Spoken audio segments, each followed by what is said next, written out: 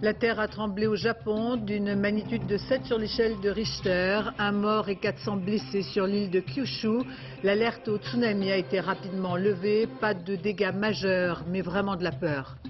Le dimanche des Rameaux, Jean-Paul II n'a pas célébré la messe pour la première fois depuis le début de son pontificat. Une brève apparition du pape qui a béni la foule des fidèles.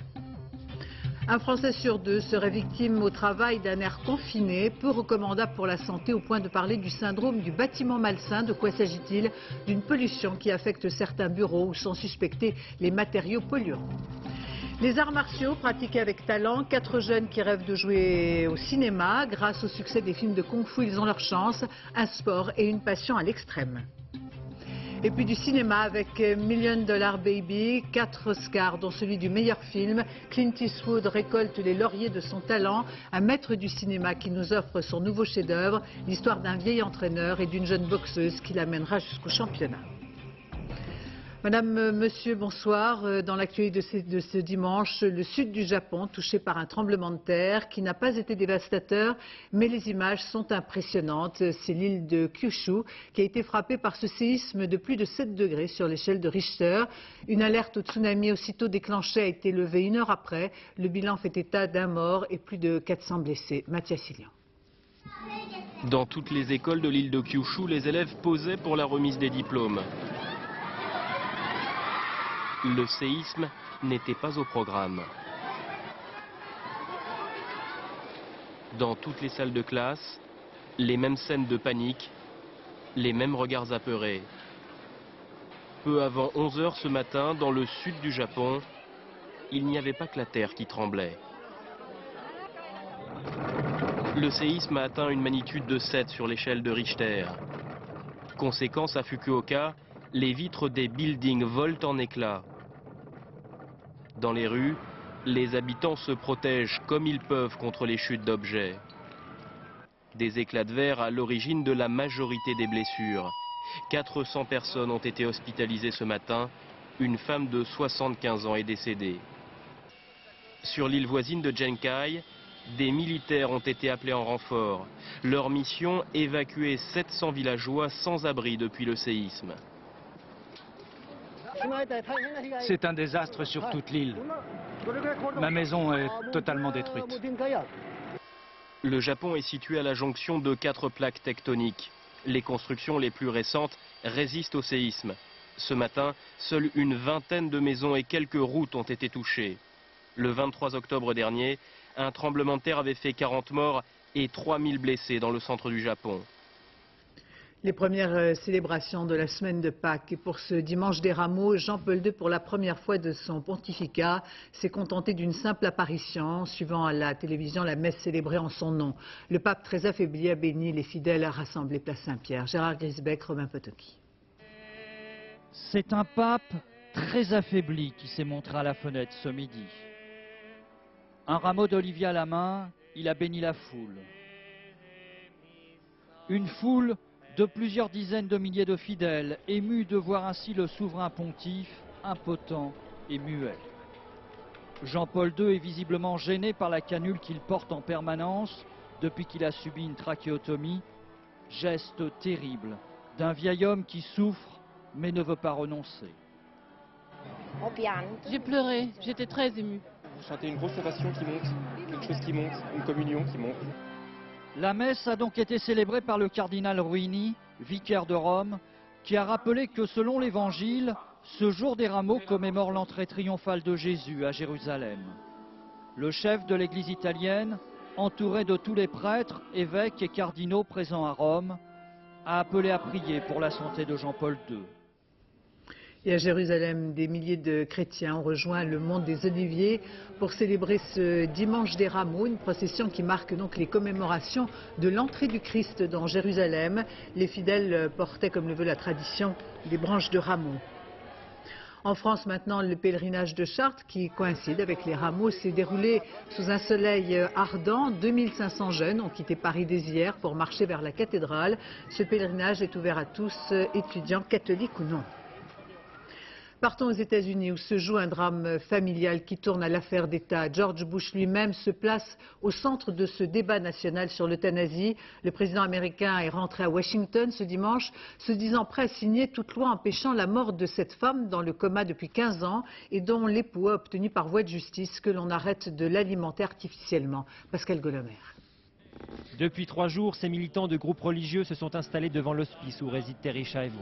Au nom du droit à la vie, ils demandent que les médecins rebranchent le tube alimentaire qu'ils ont retiré vendredi du corps de la jeune femme, plongée dans un coma profond. Une décision prise conformément aux vœux du mari et à toutes les décisions de justice. Si rien n'est fait, Terri Schiavo mourra dans un délai d'1 à 2 semaines, mais sa mère veut encore se battre. Président Bush, messieurs les politiciens de Washington, s'il vous plaît, sauvez ma petite fille. Et c'est bien sur le terrain politique que se joue maintenant la vie de Terri Schiavo. Le président Bush va écourter son week-end pour être prêt à signer à Washington une loi que pourraient voter dès ce soir les parlementaires. Une loi écrite sur mesure par le camp républicain pour permettre aux parents d'en appeler un juge fédéral dans les prochaines heures. Nous avons bon espoir qu'une fois que les parents auront fait appel, Terri Schiavo pourra à nouveau être alimenté. Intervention inacceptable pour le mari qui s'est battu pendant 7 ans pour qu'on respecte la volonté qu'aurait exprimée sa femme avant de sombrer dans le coma, de ne pas être maintenue ainsi en vie. J'en appelle aux citoyens américains qui doivent s'opposer à ces intrusions dans leur vie privée par des politiciens qui vont bafouer leurs droits. Mais les républicains sont bien décidés à aller au bout de leur initiative. Au-delà de leurs convictions anti-euthanasie, l'occasion est aussi trop belle de se rapprocher de leur base électorale la plus conservatrice. Le drame familial autour de Terri Schiavo est bien devenu un débat national. Venons-en à l'affaire Stern, une affaire opaque où chaque jour sont dévoilées de véritables ou prétendues nouvelles informations quant au mobile du crime. En tout cas, après l'assassinat du banquier français, sa maîtresse, qui a avoué, sera présentée mardi à la chambre d'accusation. Depuis qu'elle est en prison, les enquêteurs épluchent son emploi du temps et pour travailler dans la plus grande discrétion, le juge d'instruction a interdit l'accès du dossier aux avocats. Yann Fronti, Christine Boss. Edward Stern avait la réputation d'être un homme mystérieux. Son décès le reste aujourd'hui tout autant. Pourquoi a-t-il été tué? Bien des zones d'ombre entourent toujours sa disparition. Certes, Cécile Brossard, sa maîtresse depuis des années, est passée aux aveux. La semaine dernière, elle a reconnu avoir tiré 4 balles sur son amant dans cet appartement de Genève. Mais les enquêteurs cherchent désormais à savoir pourquoi elle a quitté la Suisse pour l'Australie quelques heures après le meurtre. Autre question, pourquoi a-t-elle envoyé depuis Sydney un bien étrange colis à son oncle et à sa tante de Nancy le 3 mars? Ils reçoivent par la poste un paquet adressé d'Australie contenant notamment une combinaison latex, comme paraît-il, on les met dans les soirées un peu spéciales. Une combinaison du même type que celle que portait Stern quand il a été tué. Pourquoi avoir envoyé à sa famille de Nancy un tel colis si compromettant à une date où elle n'avait pas encore avoué? Ex-mannequin, call girl ou bien artiste, personne ne connaissait réellement les activités de Cécile Brossard. À Genève, elle vivait dans un luxueux appartement qu'elle partageait avec un certain Xavier. En France, elle résidait parfois dans cette maison discrète de Picardie. Ses proches, qui la présentent comme frêle et non violente, ont du mal à comprendre son geste. Il est évident qu'elle est complice, c'est clair, mais dans mon esprit, elle ne peut pas être coupable. Bon, Cécile est suffisamment intelligente, si elle avait dû se débarrasser de son ami, avec les pratiques qu'ils avaient, il y a certainement d'autres moyens bien plus intelligents. Quel est le mobile? Crime passionnel ou litige lié à l'argent? Stern aurait versé $1 million sur un compte à Cécile Brossard, compte qu'il a plus tard fait bloquer. Elle l'avait alors attaqué devant les tribunaux. Pour répondre à toutes ces questions, le juge suisse a opté pour la plus grande discrétion et interdit l'accès au dossier.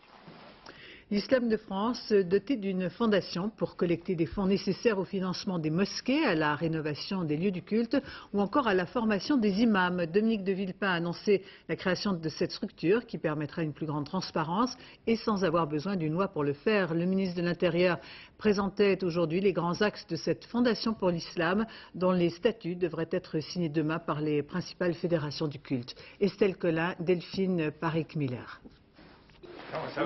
Bienvenue parmi nous. Bienvenue. 800 000 €. C'est avec ce capital de départ que la Fondation pour l'Islam de France devrait voir le jour. À cela s'ajouteront des dons qui devraient permettre à la deuxième religion de France de gagner son autonomie. Le Conseil français du culte musulman aura enfin les moyens d'avancer, les moyens financiers qui lui permettront d'engager ses projets, qu'il s'agisse des projets de formation des imams, qu'il s'agisse de la construction ou de la rénovation de lieux de culte. Il y a donc là aujourd'hui une étape. Ce projet vise clairement à organiser l'islam en France. Actuellement, 1200 imams exercent dans l'Hexagone. Les 3/4 sont étrangers et un tiers ne parle pas le français. De plus, en matière de financement, c'est l'opacité qui prévaut. On ne sait pas très bien comment fonctionne beaucoup de financement et par quel circuit il passe. Là, ce sera vraiment, pour le culte musulman, une grande avancée dans la visibilité. À l'avenir, c'est donc la Fondation qui devrait gérer les dons, qu'ils viennent de France ou de l'étranger, avec un souci de transparence. La Caisse des dépôts et consignations devrait y veiller. Enfin, dernière mise au point faite de concert par le ministre et le CFCM, on ne touche pas à la loi de 1905 sur la laïcité, comme l'avait un temps envisagé Nicolas Sarkozy, prédécesseur de Dominique de Villepin, place Beauvau. Et Dalil Boubaker, le président du Conseil français du culte musulman, a demandé une nouvelle fois la libération de Florence Aubenas et de son guide Hussein Hanoun, disparu en Irak depuis maintenant 74 jours. À l'étranger, le deuxième anniversaire de la guerre en Irak a été marqué par un attentat au Qatar. C'est un théâtre près d'une école britannique à Doha qui était la cible de cette explosion à la voiture piégée. 1 mort et 12 blessés. La piste d'Al-Qaïda est privilégiée. Jacques Chirac condamne ce soir cet attentat terroriste et indique que la France envoie dès aujourd'hui une mission d'experts sur place. En Irak, pas de trêve dans les attaques de la guérilla. 4 policiers ont été tués et 2 autres blessés au nord de Bagdad. À Mossoul, c'est le chef du service anticorruption qui a été tué dans un attentat suicide. Et lors des funérailles, une fusillade a éclaté dans le cortège. Les hommes ont ouvert le feu, tuant 2 Irakiens et en blessant 10 autres. 2 ans donc après le début de l'opération Liberté de l'Irak, quel état des lieux peut-on faire dans ce pays plongé dans le chaos? L'avenir est incertain, la violence quotidienne, avec pourtant cette leçon de courage qu'ont donné les Irakiens en allant massivement voter. Bernard Lebrun. 2 ans après la guerre, les enfants d'Irak grandissent dans l'incertitude et un grand dénuement. Les 26 millions d'habitants du pays, aux 2e réserve pétrolière du monde, continuent de vivre sous perfusion grâce aux milliards de dollars de l'aide américaine. Un Irak ou des Iraks, un Irak pluriel avec ses 3 grandes entités ethniques et religieuses, kurdes, sunnites et chiites. Incontestablement, le plus grand fait politique de ces 2 années de guerre puis de guérilla aura été la démonstration du courage de tout un peuple qui, bravant le terrorisme, est allé voter. Le taux de participation, 58%, continue d'impressionner l'Occident. Et à voir militaires et policiers danser ce 30 janvier, chacun se demandait si ces fonctionnaires du nouvel Irak ne célébraient pas à leur manière la renaissance d'une nation. Mais c'est l'enlisement. Le terrorisme ensanglante le pays. Les guérillas, qu'elles se réclament d'Al-Qaïda ou de Saddam Hussein, sèment la terreur dans la population civile, comme ici à Hilla, 125 morts dans ce quartier chiite 1 mois après les élections. 16 à 18 000 Irakiens ont péri depuis 2 ans. Selon une récente étude, près de 8 millions d'armes individuelles sorties des stocks de Saddam seraient en libre circulation. C'est dans un pays occupé par 150 000 soldats américains et 23 000 militaires d'une coalition qui ne sait si elle se maintiendra que la première assemblée irakienne élue depuis 50 ans s'est réunie cette semaine. Les chiites, martyrisés sous Saddam, détiennent la majorité absolue. Mais c'est dans la négociation avec les Kurdes et les sunnites qu'ils devront composer pour maintenir l'unité nationale. Pas moins de 110 formations politiques ont participé aux élections, 200 journaux sont dans les kiosques et une vingtaine de chaînes de télévision garantissent le pluralisme avec une certaine liberté d'expression. Tous participent au débat politique, mais le calendrier est chargé et seules de nouvelles élections en fin d'année permettront enfin de désigner un gouvernement qui ne soit plus transitoire. Enfin, il y a la corruption. Selon les Américains en 2004, 8 milliards de dollars destinés à la reconstruction se seraient évaporés et surtout pas au profit de la population irakienne. Partons pour le Portugal. On n'avait pas vu ça depuis 70 ans. Pas une goutte de pluie et une sécheresse extrême qui touche l'ensemble du pays. Le gouvernement est inquiet et se tourne vers l'Europe. Les barrages sont à leur niveau le plus bas. Reportage Philippe Bisserias et Gilles Jacquet. C'est un village surgi du passé qui reprend vie depuis quelques jours. On y vient de tout le Portugal. Il y a 35 ans, Vilarino das Furnas avait été englouti par les eaux d'un barrage. Avec la sécheresse, le niveau des eaux est tellement bas qu'on peut à nouveau s'y promener à pied sec. Et si la sécheresse continue, bientôt on pourra avoir un pont romain. Il y a un pont romain là. Moi, je voulais savoir à quoi ressemblait ce village avant. Antonio Barroso est la mémoire de ce lieu. Il aime montrer les ruines de sa maison, expliquer comment on vivait ici avant. Mais il pense aussi à la sécheresse qui ravage son pays. S'il ne pleut pas bientôt, il n'y aura plus rien à manger pour les animaux et pour les hommes. Le nord du Portugal est généralement la région la plus arrosée du pays. Mais ici, il ne pleut pas depuis des mois. Les réserves se vident inexorablement. Dans cette bataille de l'eau, les agriculteurs sont en première ligne. Pour nourrir ses vaches laitières, Rosamel Venade ne peut plus compter cette année sur le fourrage qu'il récolte habituellement dans ses champs. Cette herbe, elle devrait déjà être haute comme ça. Cette année, on ne pourra même pas la moissonner pour mon bétail. L'herbe fraîche devient une denrée de luxe. Pour la remplacer, Rosamel a dû acheter de la paille en Espagne à prix d'or. Cette paille coûtait 3 € la botte il y a encore peu de temps. Maintenant, elle coûte déjà 5 €. Et j'ai de plus en plus de mal à en trouver. Dans certaines régions, il n'est pas tombé une seule goutte d'eau depuis le mois de novembre. Les agriculteurs ont déjà entamé les réserves d'eau prévues pour cet été. Et le gouvernement portugais s'apprête à demander une aide d'urgence à l'Union européenne. La sécheresse qui n'épargne pas la France, mais pour l'instant, il ne s'agit que d'une menace sérieuse. Dans le Gard, de nombreuses rivières sont asséchées avec ce sentiment d'être déjà en plein été. Hélène Vergne. À perte de vue, pas une seule goutte d'eau. Entre Nîmes et Uzès, le pont Saint-Nicolas domine désormais un lit de cailloux arides. Ça et là, quelques flaques où gisent des poissons morts. Un assèchement normal en plein été, mais cette année particulièrement précoce et donc préoccupant. On est en situation exceptionnelle par le débit des cours d'eau très bas et des nappes à cette époque de l'année. Toutefois, pour qu'il y ait des restrictions d'eau, il faut qu'il n'y ait pas de pluie, qui sont des pluies efficaces au printemps pour recharger les nappes. S'il n'y a pas de pluie, effectivement, là, on sera en situation de crise. Le Vidourle, le Vistre ou ici le Gardon, autant de rivières réputées pour leurs terribles inondations. Le pont du Gard n'avait pas été épargné en 2002. Sous le soleil de printemps, le site demeure un lieu privilégié pour le tourisme, mais la situation de sécheresse n'échappe pas aux promeneurs. On espère que la pluie va venir un petit peu nous sauver au moins d'ici cet été, quoi. Parce que depuis le mois de novembre, on n'a pas eu beaucoup même quasiment pas de pluie. Puis on a peur un peu après pour les feux pour l'été et après il y a tout un système qui s'ensuit, quoi. Donc c'est vrai que ça fait un peu peur. Pas encore de mesures de restriction d'eau dans le département du Gard, placées depuis peu en phase de vigilance. Mais les professionnels ne s'y trompent pas, notamment les pêcheurs. Et pour protéger la faune, des pêches de sauvegarde sont envisagées. Alors il y a déjà des pêches qui ont été faites en aval du Gardon d'Alès. Des pêches seront prévues ici d'ici 15 jours, 3 semaines s'il ne pleut pas. Les dernières prévisions météorologiques ont annoncé des précipitations dans quelques jours, indispensables pour recharger les nappes phréatiques. Le Gardon n'a jamais connu un débit aussi bas depuis 40 ans. Un Français sur deux serait victime au travail d'un air confiné, peu recommandable pour la santé, au point de parler du syndrome du bâtiment malsain. Alors de quoi s'agit-il? D'une pollution qui affecte certains bureaux, sans suspecter les matériaux polluants. En tout cas, à la mairie de Villejuif, une pollution d'origine inconnue a provoqué l'évacuation complète des employés au début de ce mois, avec une dizaine de salariés en arrêt maladie. Reportage Anouk Burel, Catherine Juste, Frédéric Capron. Ouvrez la porte, elle vous saisit. L'odeur du bâtiment malade. Un air sec, confiné, désagréable, une pollution mystère. Victimes de fort malaise, les salariés de cette mairie ont dû évacuer leur bureau, déménager.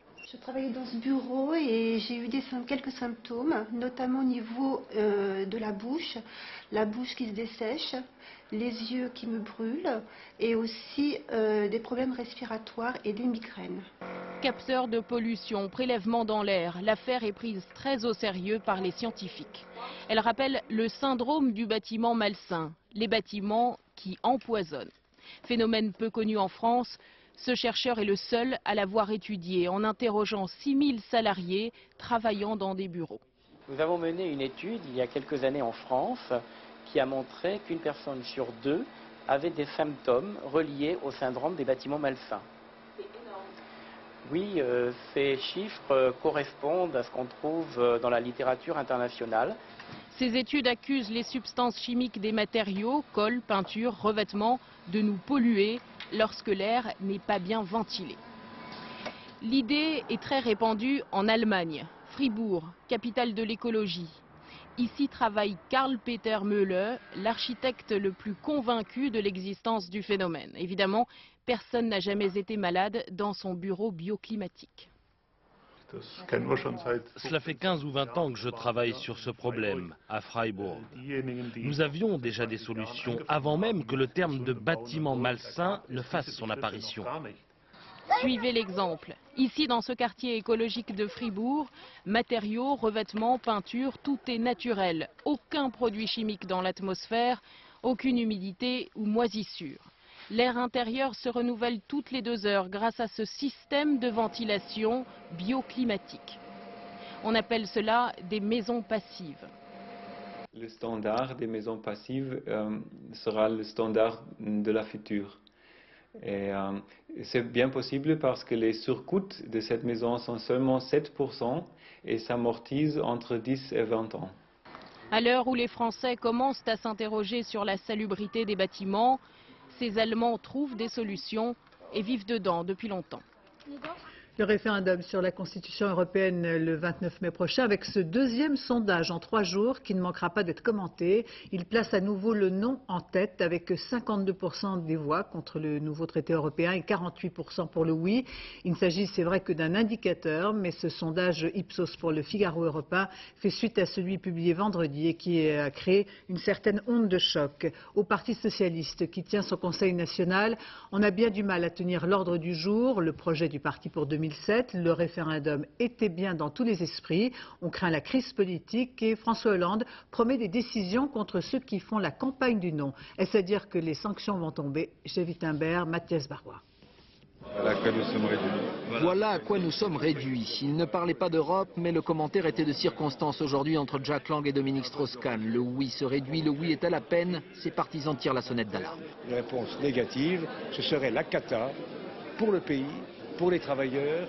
Aujourd'hui, on ne devait parler que du projet, mais celui-ci s'est fait voler la vedette par ce nouveau sondage en faveur du non. Le sourire de Laurent Fabius s'est élargi et ses lieutenants y ont vu une nouvelle raison d'espérer des électeurs.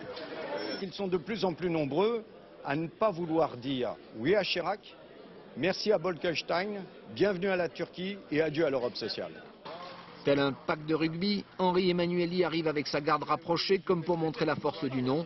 L'heure est jugée si grave par certains qu'ils ont changé d'avis. Manuel Valls votait non, maintenant c'est oui. Si le non est ressenti comme une baffe supplémentaire pour les formations de gouvernement, qu'elle isole la France et qu'elle casse le Parti socialiste au moment où celui-ci prépare son projet d'alternative, oui, ce serait un cataclysme. Au PS, les secousses sont déjà bien là. Jean-Luc Mélenchon, menacé de sanctions pour avoir participé à un meeting pour le non, crie déjà au scandale. Je n'en suis pas d'accord et cela suffit à ruiner toute la procédure. Le Bureau national, je ne serais pas bon que c'est cette histoire. Non, non, c'est ma place. Qu'est-ce qu'on fait? On va peut-être... Paradoxalement, sur leur projet, les socialistes sont prêts à travailler ensemble. Ce premier texte fait de la lutte contre les inégalités la priorité numéro 1. Mais le référendum passe avant tout. Nous allons dire aux électeurs socialistes et aux électeurs de gauche, nous avons besoin pour revenir au pouvoir d'une Europe qui avance, pas d'une Europe en panne.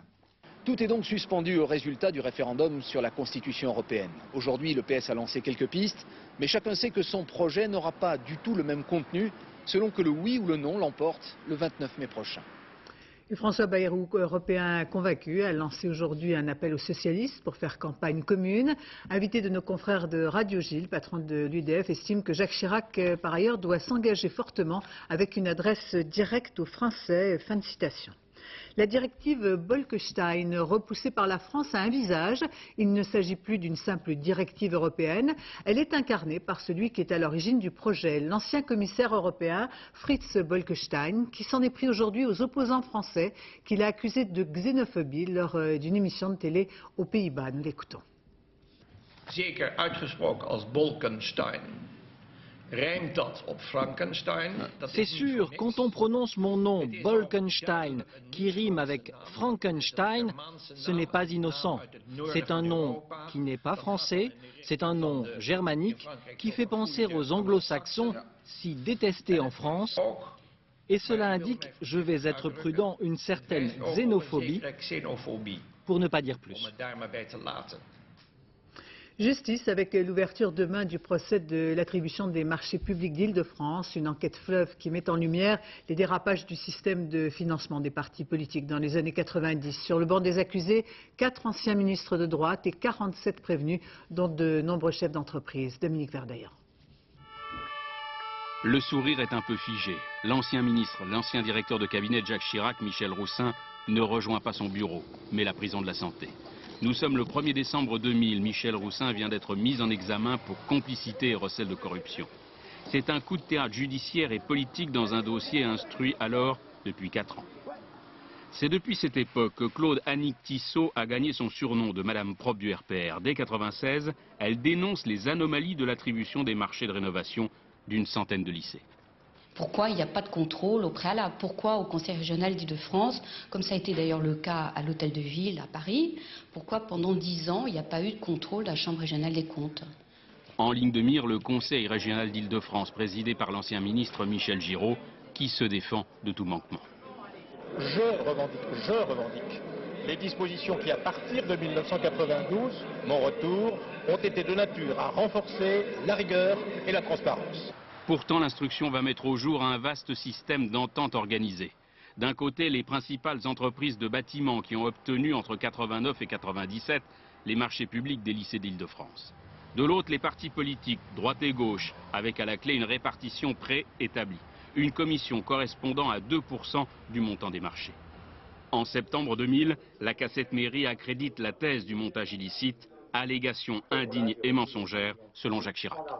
Tout ce qui est dans ce pseudo-message est, pour moi, sans fondement, mensonge, calomnie et, pour tout dire, manipulation.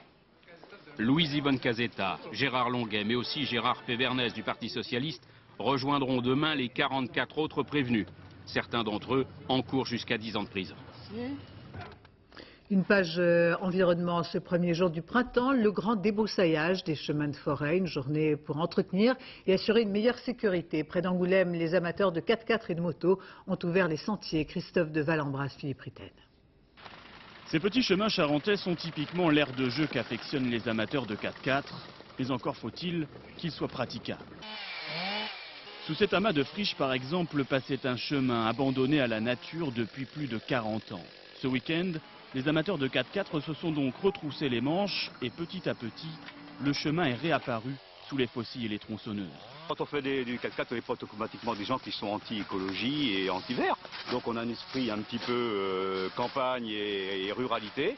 Et on participe, c'est un peu un autre citoyen de 4x4istes, quoi. Le chemin était impraticable quand vous êtes arrivé hier? Impraticable complètement, oui, non, il fallait être sanglier pour rentrer dedans. Hein. Donc voilà, hein. Personne n'y passait, même les chasseurs n'y passaient pas. Il était dans cet état-là? Dans cet état-là, oui, oui. Allez, hop, hop. Mais les amateurs de moto verte et de 4x4 n'étaient pas les seuls à défricher aujourd'hui. Les gros bras du centre hippique voisin sont venus aider à débarder. Tout le monde profitera du nouveau passage. L'intérêt, c'est que c'est un chemin qui est très important pour le centre, parce qu'il permet de partir du centre, puisque moi le centre est dans le village là-bas, il me permet de partir là jusqu'à l'autre bout du Périgord vert en n'utilisant que les chemins, quoi, pratiquement. Et les randonneurs aussi pourront y trouver leur compte. Ce week-end, marcheurs et moteurs se rejoignaient donc autour du petit chemin. À partir du moment où quelqu'un ouvre un chantier, travaille sur un chantier, qu'il soit de randonnée, qu'il soit pour les moteurs, pour les pédestres, pour les vélos, pour moi c'est très intéressant. Et ce soir en Charente, un petit sentier a repris vie après 40 ans d'oubli. À chacun désormais d'y trouver sa place. Alors que la saison de chasse est terminée, nous sommes tout près de la période de reproduction du gibier. L'occasion de faire un état des lieux de la population des lièvres et des perdrix, comme le montre ce reportage dans le Pas-de-Calais de Marianne Masse et Patrick Wurstorm. Bonjour à tous et bienvenue ici à la Société de chasse de Bétonsart pour le traditionnel comptage de printemps. La saison est finie, les fusils sont au placard, les comptages de printemps c'est une autre facette de la chasse. Toujours la même règle, vous comptez tout ce qui vous passe à votre droite. C'est comme un grand jeu et c'est pour cela que ça amuse les enfants comme les grands. D'un côté de la plaine, les rabatteurs qui se mettent en ligne pour faire avancer le gibier, à l'autre bout les compteurs et entre les deux une belle échappée de champions olympiques.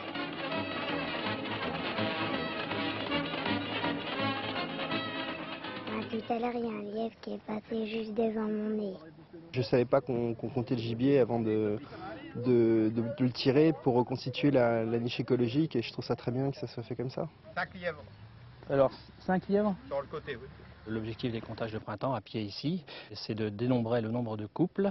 Et au mois d'août, sur ces mêmes territoires, on va échantillonner le nombre de jeunes qui sera né de cette reproduction. Exemple, pour un couple de perdrix, on compte 4 petits. On enlève 20% de pertes, on fait le total. Au final, les chasseurs n'auront droit de chasser que 20% de cette ressource. Moi, j'ai, de ce qui a été vu par chacun de vous, une trentaine de lièvres et 21 couples. Hein, donc je ne sais pas ce que ça donne par rapport à l'année dernière, Olivier. C'est meilleur. Excellent. Et si le gibier est au rendez-vous, c'est que les chasseurs en prennent soin. Ici, chacun est responsable d'un morceau de territoire. Il faut donner du grain, planter des haies, chasser les prédateurs. Il faut gérer comme il faut pour qu'on puisse avoir quelques journées, 5 ou 6 jours, où on peut chasser en voyant un peu de gibier. C'est pas le problème de le tuer, c'est de le voir déjà. Il y a 2 lièvres dans le fond. Là. Et du gibier, ils en auront vu. De bon augure pour la reprise de la chasse. D'ici là, il y aura encore beaucoup de journées au grand air. Un grand soleil de printemps, premier jour béni à la Trinité-sur-Mer. On a remis les bateaux à l'eau, toute voile dehors. Anne-Sophie Chaumier-Lecomte et Michel Hiver. Regarde ce temps formidable qu'on va voir, Guillaume. Des mois qu'ils attendaient la première sortie en mer. Ces passionnés de voile découvrent le tout nouveau monocoque sur lequel ils vont naviguer cette saison. Encore quelques réglages et l'équipage peut enfin envoyer les voiles. Nico? Ouais, je suis là, ouais. On va mettre le spi...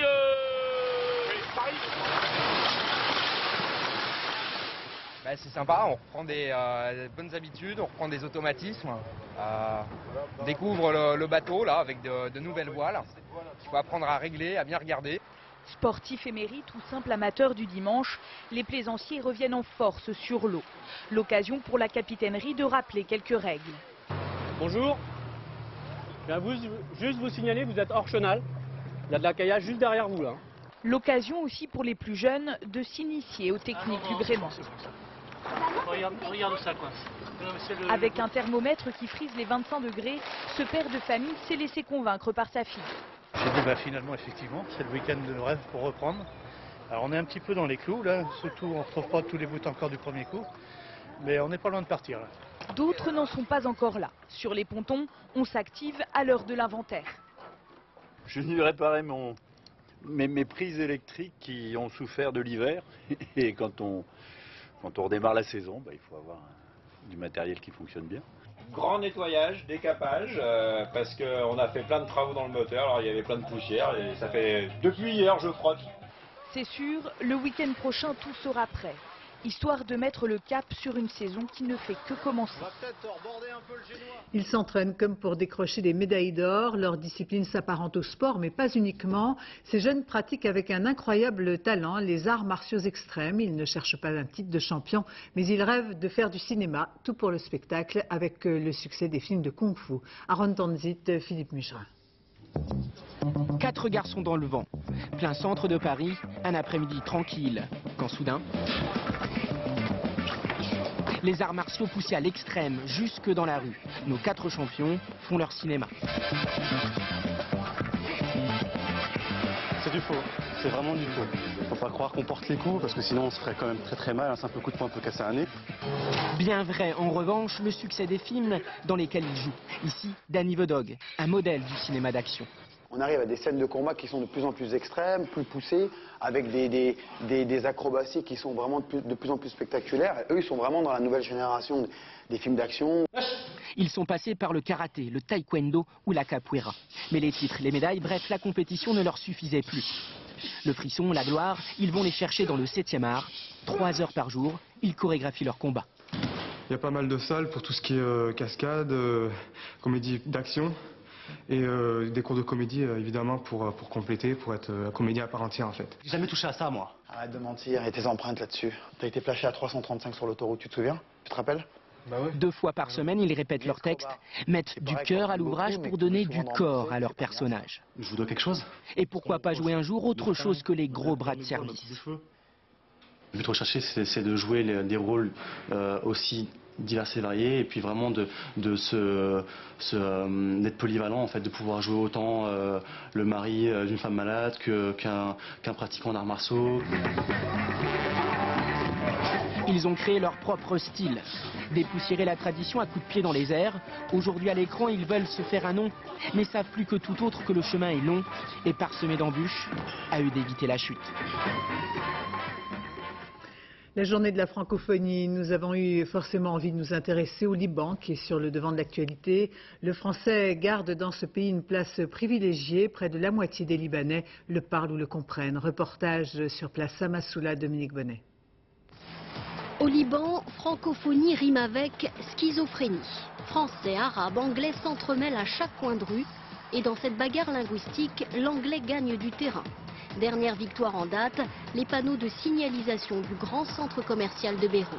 Bonjour, vous parlez français? Non. Anglais? Oui.